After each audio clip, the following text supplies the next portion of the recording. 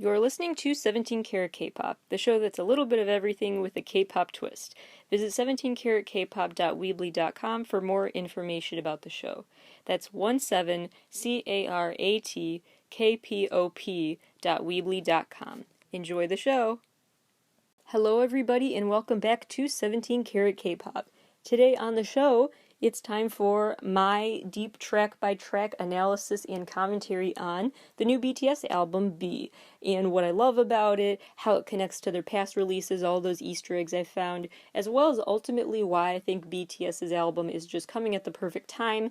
I also have a unique, weird Pixar movie connection that I need to explain why I think BTS is just like a certain Pixar movie in a way. I'll get to that. I also want to talk about just in general accomplishments and updates about what BTS has been up to lately.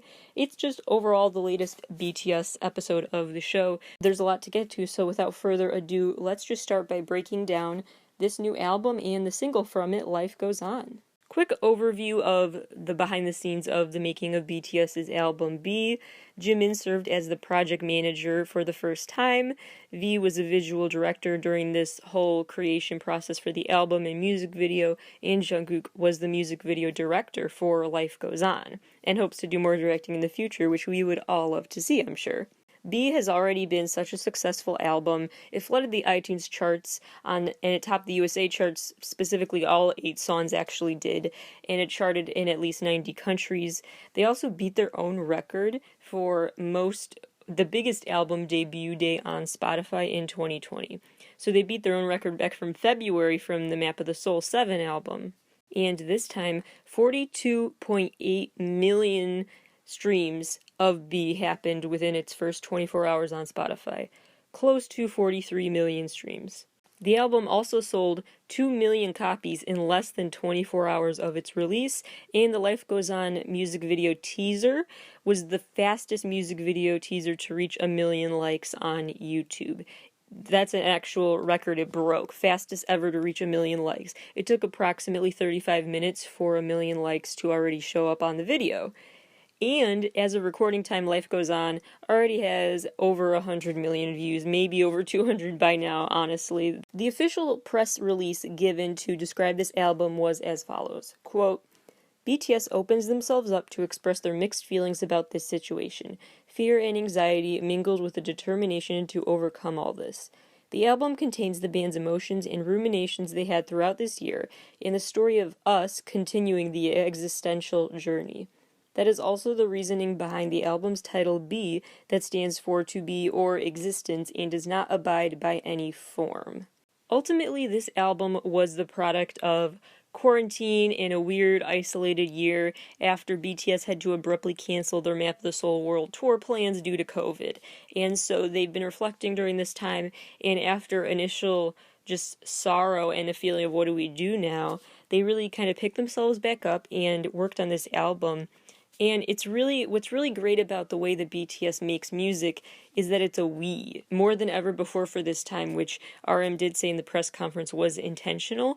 More often than ever, BTS included ARMY, the fandom, in the album creation process. So we were there with them throughout quarantine making this album, and we were watching the live streams and seeing social media updates and just overall keeping up with all of the meetings they had about the album, all of the decision-making they had about the concept they wanted to go for, and the buzzwords they wanted to use and center songs around. We got to follow their journey making the album every step of the way in a really special and vulnerable way. And so it does feel like it's not just their baby, this album, but it's our baby. And so that's what they were able to do, is to be getting through this tough year with all of us, alongside all of us, reminding us that they are just human like us, which I really appreciate from them. If you are a longtime listener, you know that I talk about my pop queen, Charli XCX, a lot on the show, and I've got to do that again now, just because I think the comparison makes the most sense when talking about what BTS set out to do in this album and why it's such an impressive body of work. Similar to the way Charli's is, just in the sense that it was a product of quarantine.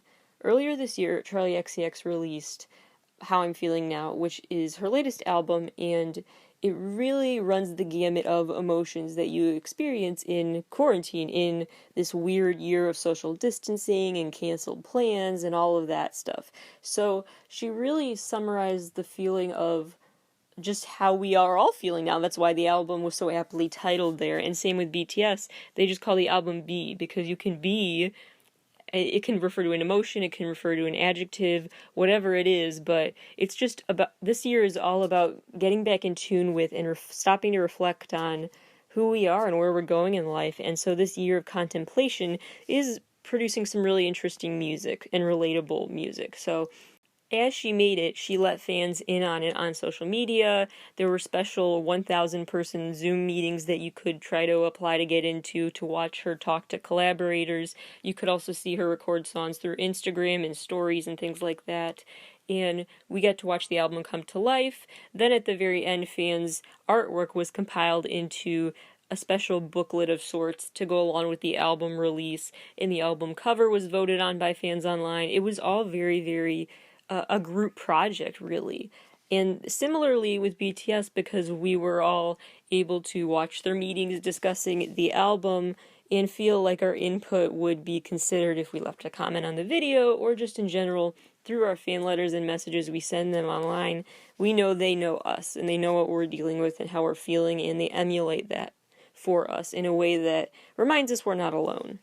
Another parallel is the fact that Charlie's album has songs about everything from just this listlessness and boredom and wanting to just go out and party again and act like, this isn't happening, and it feels like you're very just stuck at home and bored, to songs just wallowing in feelings because you're spending a lot of time alone in your room and just kind of self-reflecting on a bunch of stuff, which can be healthy or not so healthy depending on how long you just sit there reflecting. She also has songs that are just fun about the days where you have something joyous happen in 2020 and it seems weird to celebrate in the midst of all the terrible stuff happening this year, but you still have to hold on to those moments of joy and feel strengthened by them. So her songs really cover all of the emotional highs and lows we're dealing with, just like BTS have been able to do that with this new album, where they have songs that are more for those days where we're just feeling the strain of COVID more, just living with it and living under these circumstances.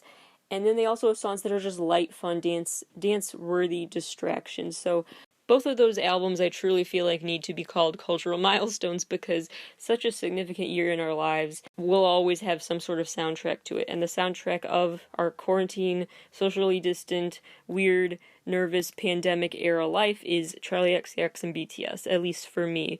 And so that's why I really think this album deserves the deep dive that I'm going to take into it. So let's just get started now and talk about Life Goes On. Life Goes On is a song that BTS aptly titled after a phrase they've been using a lot this year.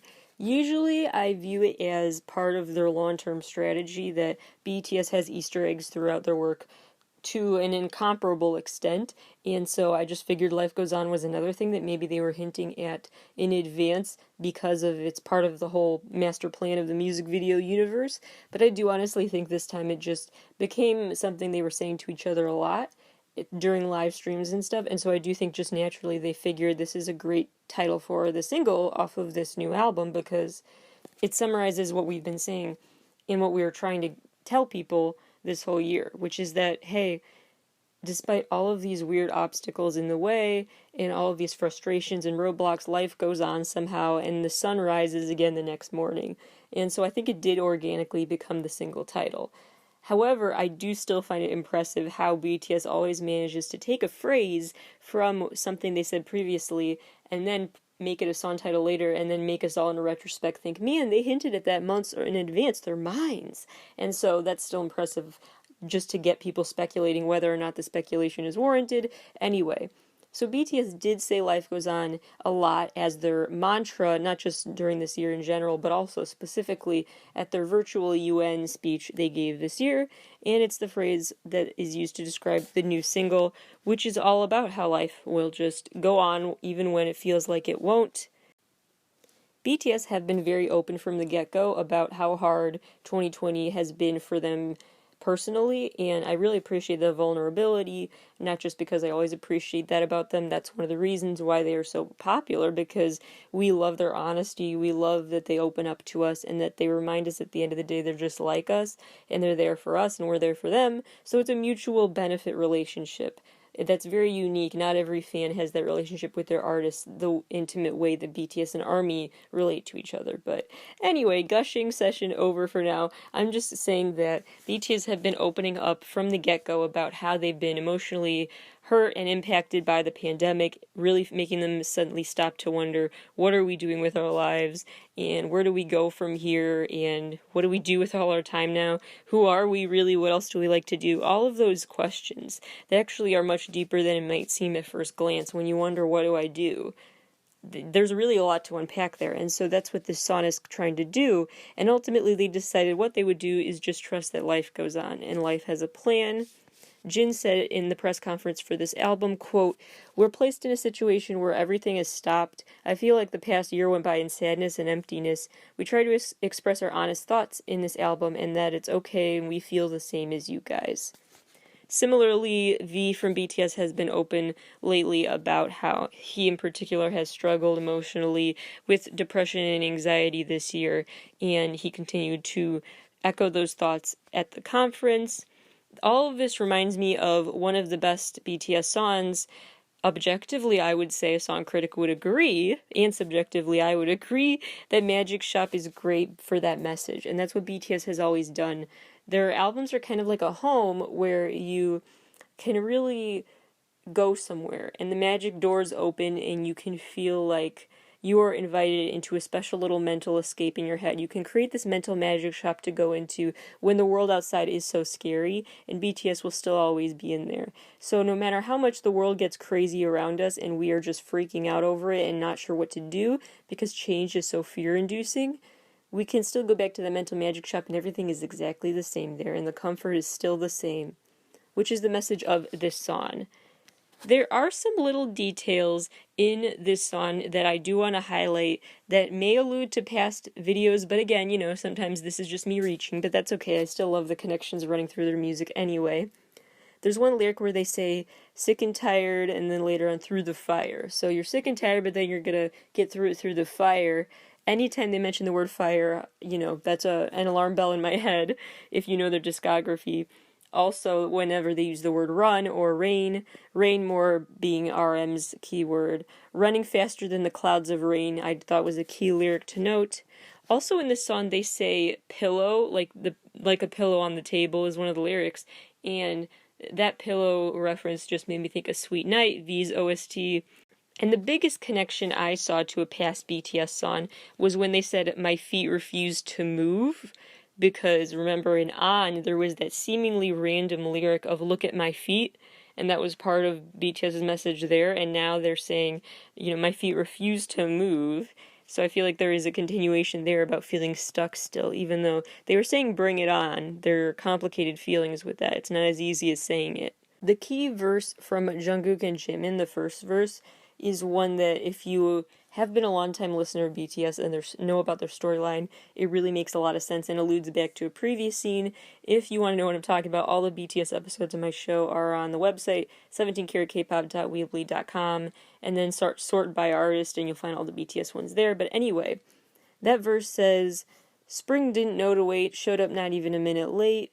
Streets erased of footprints, I lie here fallen to the ground. Time goes by on its own without a single apology."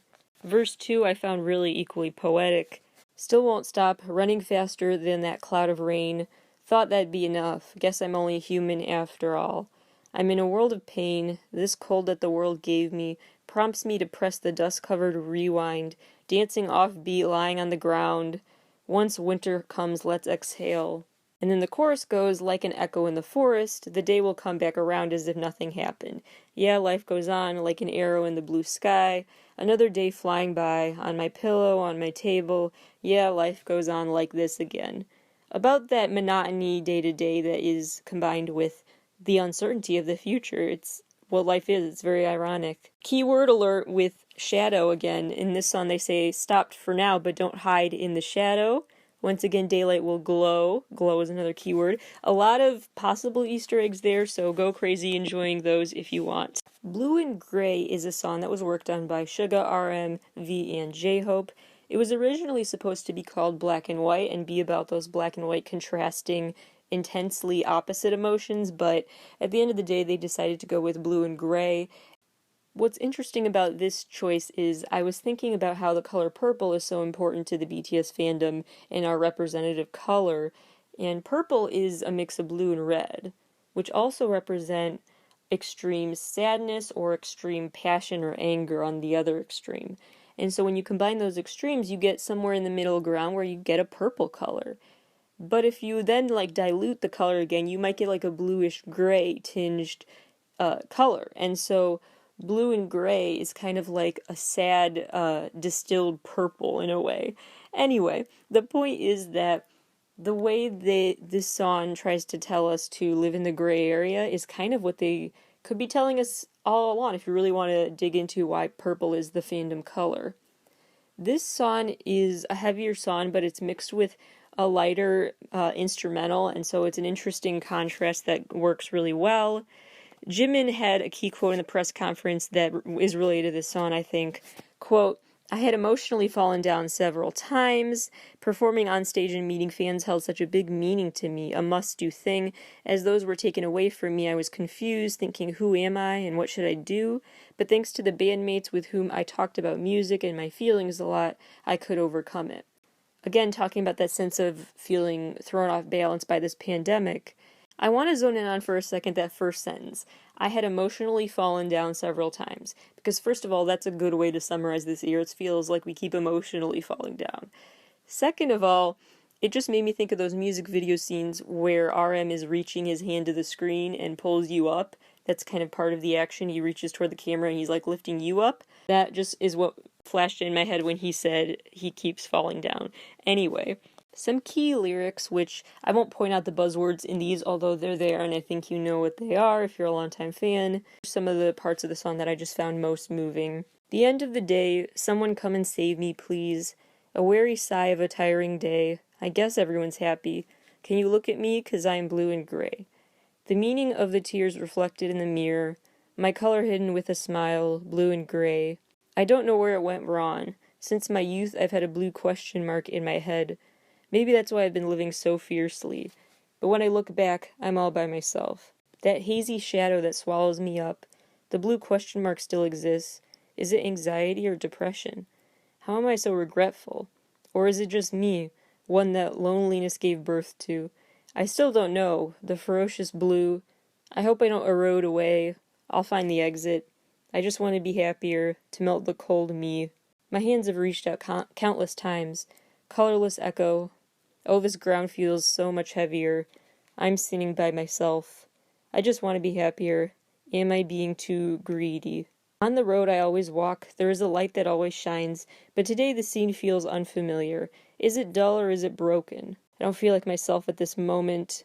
3 things about this. 1, the last line is a toast to all the dust here, which I found really interesting. And the sun similarly has these lines about actually liking the gray and the dusty scene, or whatever symbol you want to draw up in your head of a scene that would seem lackluster to other people, but you just want that normalcy back, is how I interpret it. Second key thing is that they are really pondering the type of questions we all are. And third thing is that they say, don't say it's okay because it's not okay, which is such a hugely important lyric for them to say that speaks volumes about their impact and why we appreciate their music so much, because they don't put on a happy face for us like a lot of pop stars feel inclined to do. And it's okay to just say you're not okay, and they are some of those people who actually answer that question honestly when asked, how are you? The energy comes back up with the song Telepathy. This one was written by Jungkook, Suga, and RM, and they said it's ultimately a message for the ARMY. They want us to know that they're kind of telepathically communicating to us that they miss us and can't wait to see us in person again. The feeling is obviously super mutual, and ultimately it carries the message of everything around us is changing, but our relationship can still stay the same. Verse 2 I found the most worth noting, especially given the past context from their music video universe. Now let's go to the blue sea, that blue sea we used to play with. Worries are useless for a while. Let it go for a while. Let's have fun together, remembering together, a small island in the middle of the blue sea. A lot of, again, go back to my past episodes if you want all the music video updates, but it's really also on its own a great scene to interpret and visualize in your mind and personalize how you view that, of them saying, at the end of the day, worrying isn't helping the situation, so you gotta let it go. Let's go have some fun on this island together, and we can just be away from the world and our troubles. My favorite verse is the fifth one that says, "Too fast is a little dangerous, too slow is a little boring. Not too fast, or not even too slow. Let's go at our own speed. This is a pretty long, fun roller coaster," which I just found the perfect summary of life, of making sure you slow down, but also feel motivated enough to keep going.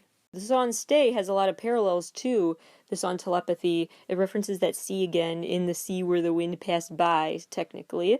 And the lyric that I really find the funniest is, "Hold still, it's in order." Again, this album really runs the gamut of motivating you to keep moving in life and also taking time to slow down if you need to. And so this is one of those songs where they're like, hold still, it's in order.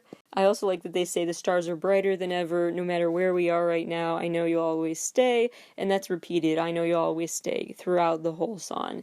And again, that's a song really to ARMY and about how everything's changing but our relationship is still solid. That one was sung and written by RM, Jin, and Jungkook. What may be my personal favorite song off of this album is Disease. It's written as dis-ease, so it's that play on words of unease as well as diseases in the sickness. Similarly, RM wraps these play on words because the way he says I'm ill could have to do with like the English translation I'm sick, or I'm ill, and the way he says it in Korean would mean one, like I'm the one. It could also mean work in certain instances, but we won't get into that. But yeah, RM continues to use these play on words. He's done it before, like in Tear, their album title that was Tear, but also Tear, and it was intentionally able to be pronounced both ways. RM also, in one of his solo projects, sang about soul, but soul is in the place and soul is in your soul, S-O-U-L. So I could go on, but the bottom line is that they continue to play around with words and their different meanings in the lyrics. What I really like about this song is not just that, but the fact that it is an exact mix of old and new eras of theirs. It is basically the song We On mixed with the song On. And We On came out in the Oh Are You Late Too era years and years ago, and On was just earlier this year. So it's a really cool mix of their old school sound and their brand new sound. It's very anthemic. It's like someone took the tunes We On, mixed them together, and then like hyped it up times 10, and that is the anthem that is Disease. The Korean title can also translate to byun, which can mean sickness or bottle. So that's another double meaning. It could mean when he's referring to feeling like he got hit with a bottle because he's so sick. It could also refer to actual glass breaking. It can be used in different contexts. So again, more intentional room for interpretation. This is definitely the song that is the most like Charli XCX's album. It's reminiscent of that to me, like the song Anthems from her, where it's really just this song that's reflecting on being bored, and it's a very high energy song about melancholy topics, which I really like the contrast of, with verses like 24 hours, we have a lot of time, I sleep all day, now there's no problem, what should we do? References to just, your dog is biting me, you don't know what to do with yourself, you wish you could accomplish more, but what is there to do? You're just kind of at home. I really like the lyric, I'm too young, my body's the only grown-up, referring to like aches and pains you have that make you feel older than you are. I also like the lyric, my friend named Rest, I never liked him, because they're pointing out the downside of too much rest. Again, it's the contrast in these albums with all these conflicting emotions you feel about being productive versus letting yourself slow down and where to find the happy medium. But yeah, that's such a mood. I'm such a workaholic, so I can totally relate to that feeling. A friend named Rest, never heard of him, never liked him. Later on in the song, they talk about, I want to trust in the day, I'll wake up again tomorrow, it'll be the same old, and just coming to terms with that new routine and that new normal. I could go on, but the point is that Disease is truly the song I would spend the most time thinking about. It's the most therapeutic song for me to hear and think about anyway. The skit in this album was a spontaneously created recording where BTS actually just randomly had studio time scheduled for later in that day, so they decided to make this the skit for their album. This is the first time we've had that in a BTS album since 2017, so it's been 3 years. And back then they recorded and put into their album their AMA's acceptance speech, which was a huge moment for them, their first big AMA's moment. And this time the skit is for a similar achievement. BTS recorded their authentic, original first-time reactions to hearing the news about Dynamite, the song, reaching #1 on the Billboard Hot 100 chart. It was such a big milestone they'd always wanted to achieve, so their genuine excitement was the focus of the skit. Again, a really cool time capsule verbally that they've given ARMY to celebrate a special moment in their career, and now we get to celebrate how they felt like they got to celebrate that day. We get an inside look at what it was like and what their reaction was to another big milestone, which of course they said is all thanks to us. The love is so mutual. And the last line of that skit is from RM, who says, "Is this what happiness feels like?" is essentially what he says. And that is just the most beautiful thing he could react by saying. I'm going to talk about Fly to My Room after the break because it really ties into my bigger theory about why BTS is so poised for this moment to be even bigger than ever, although it seems like that has lost its power to say by this point, but I will point out what I mean by using an example of a Pixar movie. It'll make sense later. So I'll talk about Fly to My Room after the break and Pixar's connection to it. But first, the last song on the track list I have not discussed is Dynamite. And Dynamite is a song that the members were initially not sure they would even include on this album because they viewed Dynamite as more of just a perfect for the summer song, and now they wanted to get into the fall songs that are a bit darker and more melancholy, but they figured it was kind of like the fireworks show at the end of their concert, or a big grand finale where you get the energy level back up after some more contemplative songs that you listen to. So I do agree with that decision and that logic, so I'm glad they included it at the end of their album. Although it's not my favorite song on the album, it is my favorite choice for the ending of it. After the break, we will pick up this conversation where we left off. Today's recommendation is the NPR podcast Code Switch, which deals with how race impacts politics, pop culture, our history, every part of society really, and how that plays out, and it prompts a lot of questions and important discussions. So I hope you check out Code Switch. It is available now wherever you get your podcasts.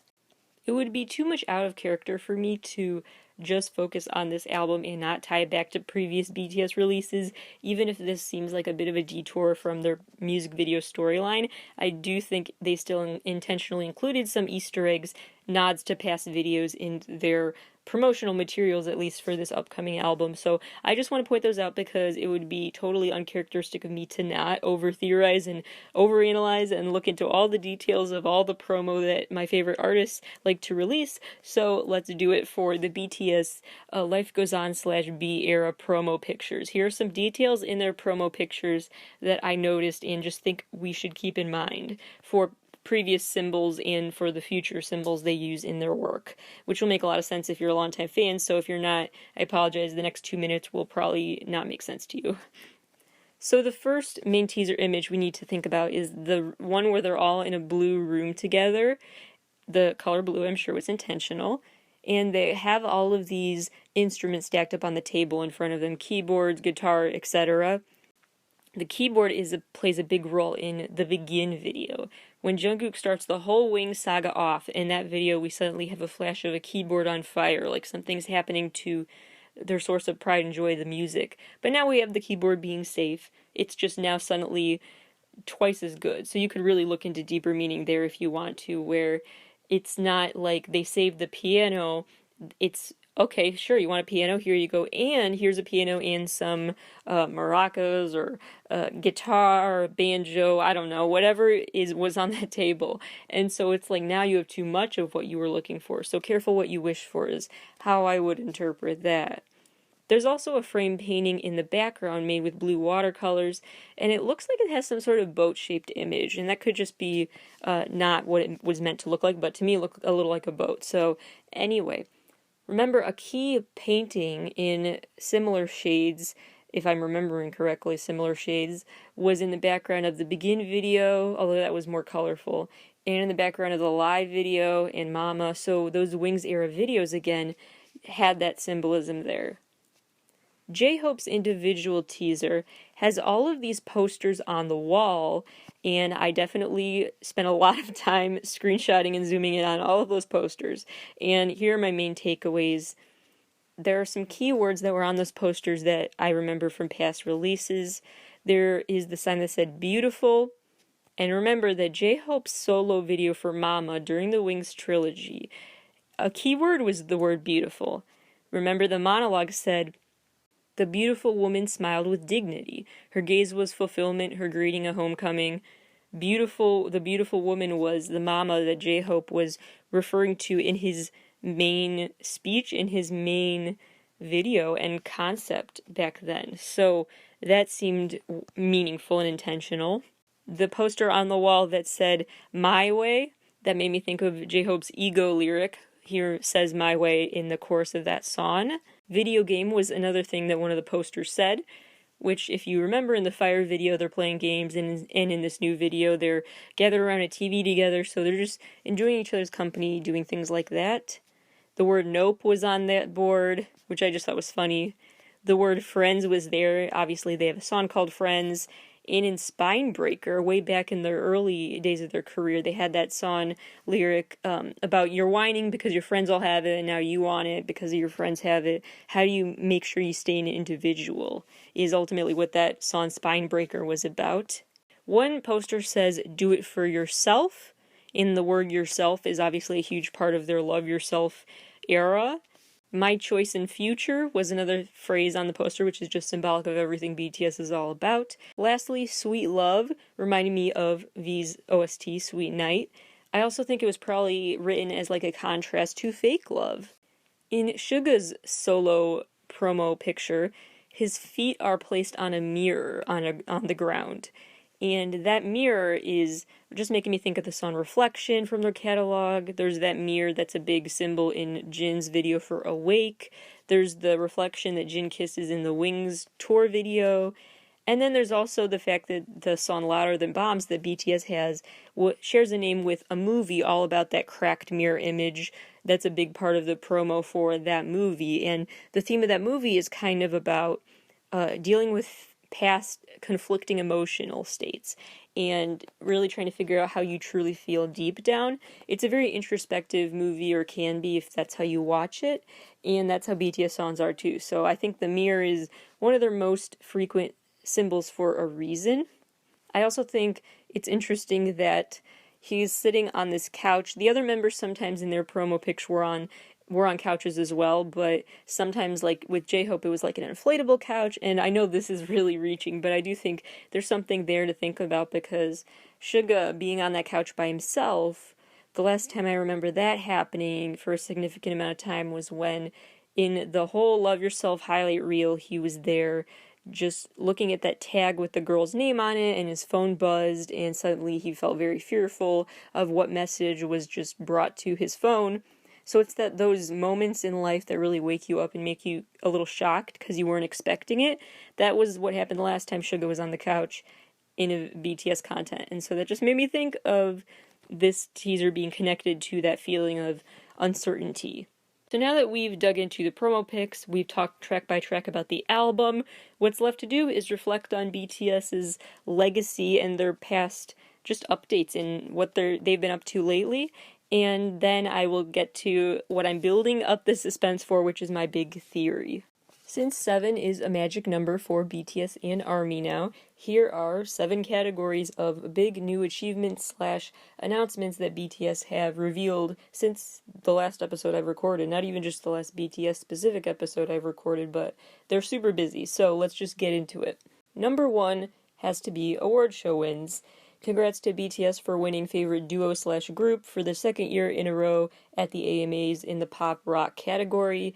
And congrats to them also for winning for 3 years in a row now favorite social artist at the AMAs as well. Second of all, there is a British fashion company called Lyst, Lyst, and every year they release a list of the most influential dressers slash biggest style icons of the year. So their list for 2020 is out now, and right behind Beyonce and Harry Styles, in third place is RM from BTS. This annual report cited his turtleneck outfit from one of BTS's trips to New York a while back, which apparently that turtleneck outfit that RM wore caused searches for similar outfits to rise 67% during the course of that week. Additionally, BTS, after they wore all Gucci outfits for the 2020 VMAs performance, then suddenly searches for Gucci ties were up 28%, and Gucci three-piece suits were searched up to 12% more than usual within a 24-hour period. So all of BTS, but especially RM for that New York look in similar street-style moments, they have been influencing a lot of dressers this year, and actually it is proven through the metrics of search results and how much people are trying to gain fashion inspo from these stars. Third big update is about Dynamite, the single that never stops winning more. Last week it made history for spending 12 weeks in the top 20 of the Billboard Pop Songs Hot 100 chart. It's hard to overestimate how big that is. Number 4, some streaming records. Filter, My Bias's solo release from Map of the Soul 7, is actually the fastest male solo song and fastest Korean solo B-side to achieve 100 million streams on Spotify, as well as Black Swan, the music video that reached 200 million views. BTS also made history when the Map of the Soul 7 album became their second album to go platinum in the USA. And just the other day, The Most Beautiful Moments in Life became the oldest BTS album and the seventh, again that magic number, seventh BTS album to go silver in the UK. Fifth thing, BTS continues to make waves in the USA in ways that are very, very noteworthy, and they mean more than just magazine covers. This is showing more and more normalization of just Korean artists in America being popular. It's not a trend. K-pop is here to stay, and that seems to be a motto that is finally being embraced more and more and accepted by American media outlets. So, very big deal that BTS are the latest Wall Street Journal cover stars and Esquire magazine cover stars. Their profile just got published the other day. Other big news on popular in America media, BTS will be back on James Corden's show for a performance set to air November 24th. And BTS just performed on Good Morning America. As of recording time, they already have, presumably. BTS, though, continues to go back to their roots and go on Korean shows. They've been reflecting on their catalog a lot lately and did so really in an interesting deep dive through the show Immortal Songs, which has English subtitles. If you want to look up the BTS clips on YouTube, I would recommend it. It's a very interesting look at their insight as they made their earlier creations. Number 6, Tiny Tan, the BTS adorable little 3 centimeter tall cartoon characters, and those new Tiny Tan characters can now be used on Facebook Messenger. You can also use their images on Instagram, and not even just images, but there's also this 360-degree AR technology that you can use in those apps that will allow for you to see the whole Tiny Tan universe, as they call it. So you see the bedroom setting in 360 and the cafe setting, both from the Tiny Tan short film trailer thing that was released a little while back. So Tiny Tan continues to bring even more joy. Just when you thought BTS couldn't bring us more joy, they replicated themselves in Tiny. So adorable. Lastly, Big Hit Entertainment, BTS's company, continues to be just from an underdog to such a juggernaut, and now continues to acquire more companies. More recently, they acquired the companies behind G-Friend and 17, and their latest acquisition was KOZ, Zico's agency.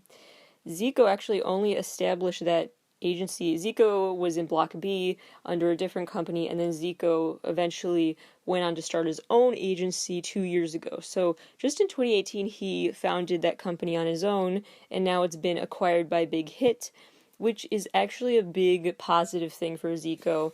It will really help amplify his company message, and knowing how Big Hit is acquiring these companies, they're all sort of still their own individual entities just under the financial support and megaphone of big hits. So I do think it's a win-win, and any of the biases in previous years that prevented artists associated with a big hit from getting on the big Korean shows because they're not part of the quote-unquote big three companies, I do feel like those biases are slowly ebbing away more and more, so I do see it as a net positive here.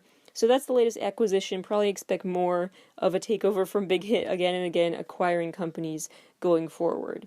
On to my theory and final thoughts about the album. The song Fly to My Room really summarizes both what the song is all about and what my theory is all about. With lyrics like somebody turned back the clock, the entire year got stolen, I'm still in bed, I want to leave but this room is all I have now. My personal favorite lyric, sometimes this room is an emotional trash can. It hugs me, they greet me again. Ultimately, it's about your room having so much meaning to it, especially this year when your life is kind of just in your room because of the pandemic, and how that looks. And in the press conference when talking about this song, they talked about how it's really about reconceptualizing how we view travel. What does it mean to go somewhere? And how we can try to find ways to kind of have adventures traveling to our room. And that is an adventure in itself, a staycation, if you will. And it doesn't need to feel like a bummer. And ways to really ultimately, again, deal with conflicting emotions about feeling very boxed in and unsure how to go forward, but also a way to find just contentment in not having to get up and go and, really just be still. And so that's what this album is all about, is taking that time to just evaluate your surroundings and find a way to make the most of those surroundings and realize that is your new reality, but it doesn't have to feel so confining. I also really like how you can think about that lyric, it's like an emotional trash can, because it is. Your room is where you sleep, and so you'll have bad dreams and good dreams. It's where you'll work on schoolwork, or maybe, and so you're dealing with the best papers of your life and the worst papers of your life come out of that. It's where you're thinking a lot of thoughts throughout the day. And so it's where you can make a lot of good and bad memories. And it's just interesting to think about how we view the emotional baggage we feel free to unload once we are alone in our rooms. And then they talk about just being there for each other still and finding ways to kind of fly to your room, to still make sure you have a visitor to cheer you up and get you out of negative thoughts. Once I share two lines from two different lyrics with you, you will know exactly right away which movie I'm going to compare BTS and this album to, and I mean it in the best way. First of all, the lyrics, landing over the bed, this is the safest place. Second, they greet me again, the toys in my room like people. It's as crowded as if we're out of the city. Yeah, I think you know what I'm talking about. So what I'm going to say, hear me out on this. In some ways, to me, I've realized that BTS is the Toy Story of K-pop groups. What I mean by that is that, first of all, they have those kind of lyrics, like the toys in my room are like people, they're greeting me, they're here to be there for me, But the toys in Toy Story really do show the kind of things that this song talks about. First of all, there's Buzz Lightyear, who's flying all over the bed, literally, and he's just having a blast, And so do the other Toy Story characters. They make, like, homemade catapults or something. They find ways to make their own fun, and that is where they find joy, and how they find joy is by cheering up others. Second connection here is that the Toy Story movies are ultimately all about, at the end of the day, those friendships and how toys or just people can be there for each other, and that their situation changes. They live with one person, they live with another kid, or they go to that daycare center, wherever they're living, it changes. But their friendship is still strong, and they still remain in touch no matter what. And so that is the same theme that BTS had in songs like Stay from this new album. There's also the references to the trash can that made me think of that toy trashy or Sporky who wanted to go in the trashy. I don't remember his name. But anyway, that little guy, the Spork from the latest Toy Story movie, was really feeling down on his luck and felt like he just wanted to go in the trash can. And so they were trying to save him and remind him he's not trash, he is a toy and is capable of being loved. So another connection there. But I think the strongest connection is ultimately just the feeling you might get when thinking about putting yourself in Andy's shoes, Andy, the main boy who plays with the toys in Toy Story, and what the Toy Story movies say about toys, and just in general the deeper meaning of what they can say about human relationships. Because the toys in that story are so loyal. They feel like it is their duty to cheer up and comfort and be a special thing, a security blanket of sorts, a source of strength for Andy as he grows up. And they still want to be there for him as he grows up, and they don't want that relationship to change, and they still want to be there for him, even if it's just sitting in the attic as they wait for him to get back from college. They still feel like they need to stay there for him. It's hard for them to let go of that. And so really, I'm not talking about specific plot points and connecting those. I just think in the abstract that BTS symbolizes a lot of what Toy Story movies symbolize, about being there for each other no matter what, about thinking about your purpose in life outside of yourself and how you can be of service to others.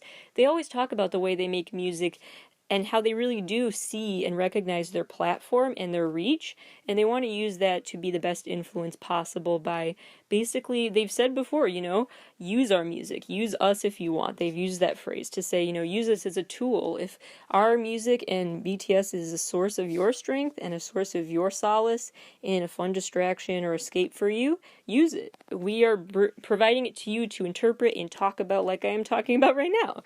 And so they're fulfilling that purpose in our lives of feeling like we can find ways to feel complete and content, even amidst so much change and uncertainty. And we can feel like we can act out and relate to the BTS storylines in our lives, just like people might act out and relate to the toys they play with.